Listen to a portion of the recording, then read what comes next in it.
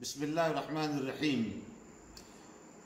میرے عزیز مسلمان بھائیوں اور ناظرین کرام، اس سال لاک ڈاؤن کرفیو کی وجہ سے عید الفطر کی نماز کے سلسلے میں لوگ بہت زیادہ پریشان ہیں اور آئے دن لوگ اس بارے میں پوچھ رہے ہیں کہ کیا کیا جائے، نماز کس طرح ہو، نماز کس طرح پڑھی جائے۔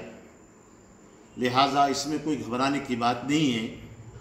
جیسے ہم نے لاک ڈاؤن اور کرفیو کے اندر اپنے اپنے گھروں میں یا 4-4 5-5 لوگوں نے مسجدوں کے اندر نماز پڑھی ہے، اسی طریقے سے ہم اپنے گھروں کے اندر یا 4-5 لوگ مسجد کے اندر جو ہے وہ عید کی نماز پڑھے۔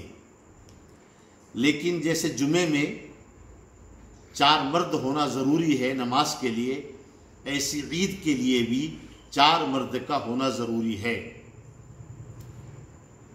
جمعے کی نماز میں خطبہ واجب ہے، عید کی نماز میں خطبہ واجب نہیں بلکہ سنت ہے۔ خطبہ پڑھے جب بھی ٹھیک اور نہ پڑھے جب بھی عید کی نماز ہو جائیں گی۔ اگر کوئی شخص خطبہ نہ پڑھ سکتا ہو تو وہ پہلے خطبے میں کوئی قرآن کی چھوٹی سورت پڑھ لے، دوسرے خطبے میں دوسری کوئی سورت پڑھ لے، خطبہ ہو جائے گا۔